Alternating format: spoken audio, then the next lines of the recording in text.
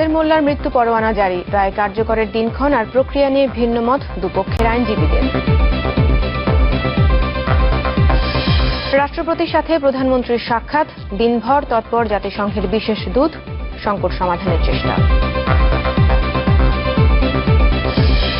সচিবালয়ে পদবঞ্চিত আর ওএসডি কর্মকর্তাদের শোডাউন, আইন শৃঙ্খলা বাহিনীর সাথে বাকবিতণ্ডা।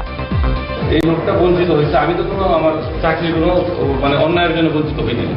আমার ধারণা আমাকে সরকার পছন্দ করছে বিনা কারণে।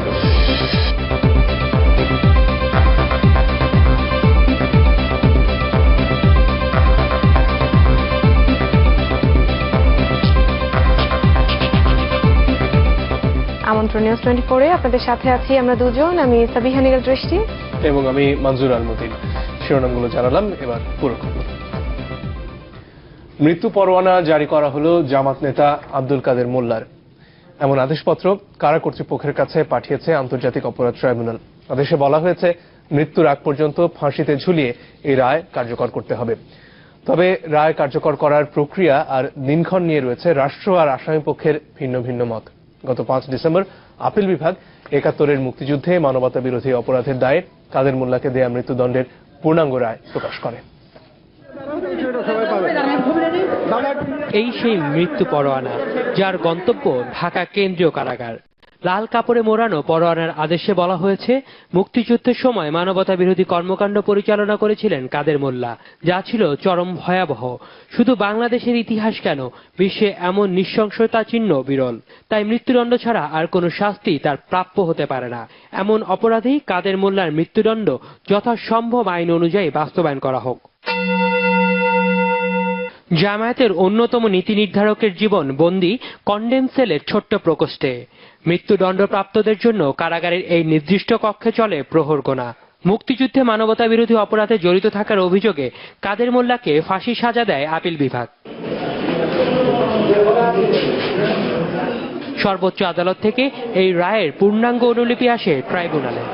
মাননীয় ট্রাইব্যুনালের নির্দেশে আসামিকে প্রদত্ত মৃত্যুদণ্ডের সাজা কার্যকর করার জন্য ওয়ারেন্ট অফ এক্সিকিউশন সহ সংশ্লিষ্ট রায়ের কপি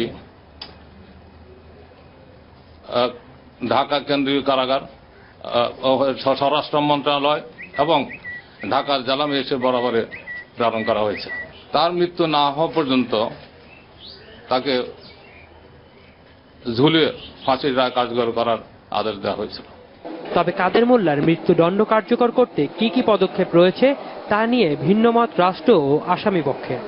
সংবিধানের আলোকে সংশ্লিষ্ট বিধান মতে আপিল হয়নি, কাজেই এখানে রিভিউর কথা কিছু বলা হয়নি। এটা স্পেশাল ল এবং স্পেশাল ভাবে এটা কার্যকর হবে। সেখানে কার্যকর করার ক্ষমতাটা সরকারকে দিয়ে দিয়েছেন, সরকার সিদ্ধান্ত নেবেন কিভাবে এটা কার্যকর করবেন। এই 30 দিন সময় অতিক্রম না হওয়া পর্যন্ত কোনো কর্তৃপক্ষেরই কোনো কিছু করা উচিত হবে না, এবং যদি সেটা করা হয় সেটা তাহলে সংবিধানের লঙ্ঘন হবে, সুপ্রিম কোর্ট রুলসের লঙ্ঘন হবে, জেল কোর্টেরও লঙ্ঘন হবে। এবং যখন আইন লঙ্ঘন করে কাউকে মৃত্যুদণ্ড দেওয়া হবে সেটা কিন্তু হত্যাকাণ্ড হিসেবে বিবেচিত হওয়া সম্ভব। আগামী 30 দিনের মধ্যে আসামি পক্ষ মৃত্যুদণ্ডের রায় পুনর্বিবেচনার আবেদন করতে পারবে কিনা আর 21 থেকে 28 দিনের মধ্যবর্তী সময় ফাঁসি কার্যকর হবে কিনা তা নির্ভর করবে আপিল বিভাগের নির্দেশনার উপর।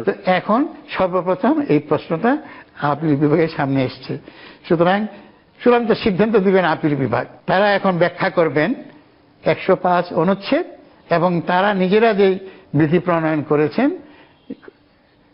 সংবিধানের ক্ষমতা বলে, এই দুইটার সমন্বয় করে আমার জানা মতে কোনো ফৌজদারি মামলায় আপিল বিভাগে কোনো রিভিউ পিটিশন যেগুলি চলেছে মানে একটাও আপনার অ্যালাউ হয় নাই, সব খারিজ হয়েছে।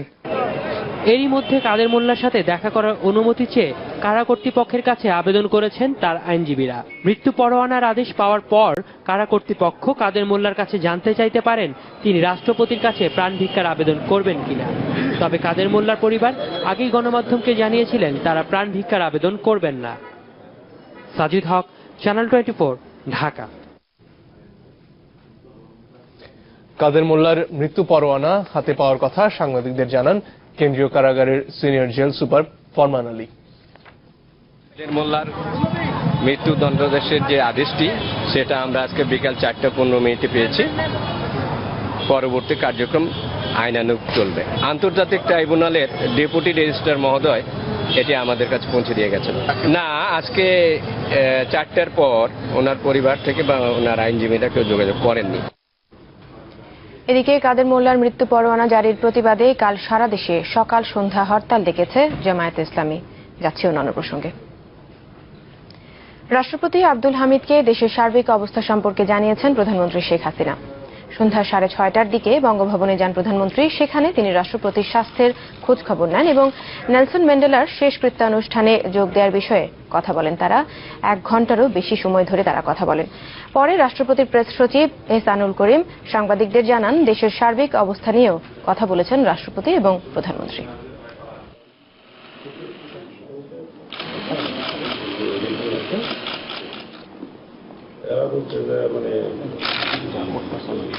এ সময় মাননীয় প্রধানমন্ত্রী রাষ্ট্রপতিকে দেশের সার্বিক পরিস্থিতি সম্পর্কে অবহিত করেন। প্রধানমন্ত্রী এ সময় মহামান্য রাষ্ট্রপতির শারীরিক অবস্থার খবর নেন। বৈঠকে স্থানীয় সরকার মন্ত্রী সৈয়দ আশরাফুল ইসলাম উপস্থিত ছিলেন। নির্বাচন পেছানোর বিষয়টি জটিল হয়ে গেছে, তবে সমঝোতা হলে অনেক কিছুই সম্ভব। সকালে সফররত জাতিসংঘ মহাসচিবের বিশেষ দূত অস্কার ফার্নান্দেজ তারানকোর সাথে বৈঠকে এমনটাই জানিয়েছেন প্রধান নির্বাচন কমিশনার কাজী রকিবউদ্দিন আহমদ। সন্ধ্যায় বিষয়টি নিশ্চিত করে তিনি গণমাধ্যমকে জানিয়েছেন, যা কিছুই হোক সব হতে হবে আইনি কাঠামোর মধ্যে থেকেই।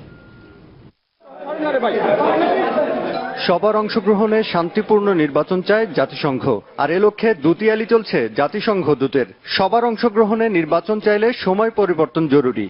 তারানকোর এমন কথায় কমিশন বলেছে, দলগুলো চাইলে সম্ভব সবকিছু। এমনটাই জানালেন প্রধান নির্বাচন কমিশনার কাজী রকিবউদ্দিন আহমদ। সমঝোতা হলে নির্বাচন পেছানো যাবে কিনা সে বিষয়েও তারা জানতে চেয়েছে। আমি আগেও আপনাদের বলেছি, সকল পক্ষের মধ্যে সমঝোতা হলে অনেক কিছু সম্ভব, তবে তা আইনি কাঠামোর মধ্যে থাকতে হবে, এটাই তাদেরকে বলা হয়েছে। তবে নির্বাচন পেছানো যে সহজ হবে না তাও স্পষ্ট হয়েছে সিইসির বক্তব্যে। তফসিল ঘোষণার পর 2 সপ্তাহ পার হয়ে গেছে, আপনারা অবহিত আছেন, এবং সমঝোতার আলোচনায় কোনো অগ্রগতি না হয় বিষয়টি জটিলতর হয়ে দাঁড়িয়েছে। G M Mustafizul Alam, channel 24, Dhaka. পূর্ব নির্ধারিত কোনো ফর্মুলা নিয়ে বাংলাদেশে আসেননি অস্কার ফার্নান্দেজ তারানকো। রাজধানীর একটি হোটেলে তার সাথে রুদ্ধদ্বার আলোচনা শেষে এমনটাই জানিয়েছেন সুশীল সমাজের প্রতিনিধিরা। তারা জানান, জাতিসংঘের এই বিশেষ দূত চাইছেন সবার সাথে কথা বলে সংকট সমাধানের উপায় বের করতে। আর ডক্টর কামাল হোসেন জানান, তিনি একতরফা নির্বাচনের রেলগাড়ি থামানোর পরামর্শ দিয়েছেন। এছাড়া প্রধানমন্ত্রীর পররাষ্ট্র বিষয়ক উপদেষ্টা ডক্টর গওহর রিজভী, ভারতীয় হাইকমিশনার পঙ্কজ শরণ এবং বিএনপি চেয়ারপারসনের উপদেষ্টা শামসের মোবিনের সাথেও দেখা করেন তারানকো। শুক্রবার রাতে ঢাকার মাটিতে পা রাখার পরদিন থেকেই সুষ্ঠু নির্বাচনের লক্ষ্যে একের পর এক বৈঠক করছেন অস্কার ফার্নান্দেজ তারানকো। এরই অংশ হিসেবে দুপুরে বিশিষ্ট নাগরিকদের একটি প্রতিনিধি দল হোটেল সোনারগাঁয়ে দেখা করেন তারানকোর সাথে। প্রতিনিধি দলের মধ্যে ছিলেন ডক্টর কামাল হোসেন, স্বাধীন মালিক, বদিল আলম মজুমদার ও জামিলুর রেজা চৌধুরী। পরে তারা জানান, একতরফা নির্বাচন থামানোর উপর জোর দিয়েছে প্রতিনিধি দলটি। পাশাপাশি তারানকোর বিশেষ কোনো ফর্মুলা নিয়ে আসেননি বলেও জানান তারা। এখানে যে পরিস্থিতি তারা দেখে শুনেছে, যে আমরা চাই যে এখানে একটা শান্তিপূর্ণ ভালো নির্বাচন মানুষ সকলের কাছে গ্রহণযোগ্য হোক। আমরা চাচ্ছি যে যা চলছে সংঘাত সংঘর্ষ বন্ধ হোক, একতরফা নির্বাচনের যে রেলগাড়িটা এটাও একটু থামার কথা আমরা বলি। বারবার ওনারা বলছেন ওনারা কোনো ফর্মুলা নিয়ে নিয়োগ থেকে আসেন নাই, এখানে সবাই সাথে কথা বলে সবাই যেটা চায় সেটাই করবেন। এর আগে নির্বাচন কমিশন থেকে বেরিয়ে হঠাৎ করে প্রধানমন্ত্রীর কার্যালয়ে যান তারানকো। অনির্ধারিত বৈঠক করেন প্রধানমন্ত্রীর পররাষ্ট্র বিষয়ক উপদেষ্টা ডক্টর গওহর রিজভীর সাথে।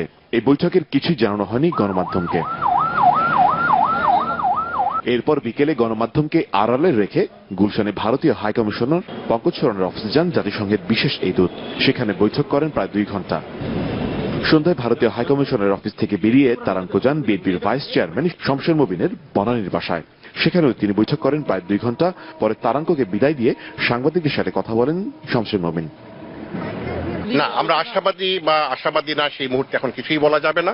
আলাপ আলোচনা চলছে, অত্যন্ত স্পর্শকাতর বিষয়টি। এই মুহূর্তে আমরা গণমাধ্যমে কিছু বলতে পারছি না। সংকট নিরসনে সোমবার দ্বিতীয় দফা প্রধানমন্ত্রী শেখ হাসিনা ও বিরোধী দলীয় নেতা বেগম খালেদা জিয়ার সাথে বৈঠকে কথা রয়েছে তার। মোর্শেদ হাসিব, চ্যানেল 24, ঢাকা। এর আগে সকালে তারানকো বৈঠক করেন জাতীয় পার্টির সাথে। সেখানে তাকে জানানো হয় সব দল না এলে এবং তফসিল পেছানো না হলে নির্বাচনে যাবে না জাতীয় পার্টি।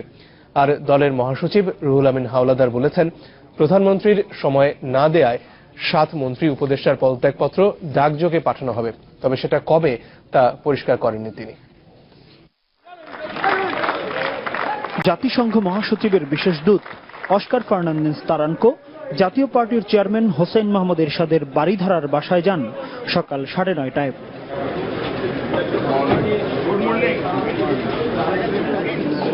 তার নেতৃত্বে 5 সদস্যের প্রতিনিধি দলের সাথে সেখানে এই বৈঠক চলে প্রায় 1.25 ঘন্টা।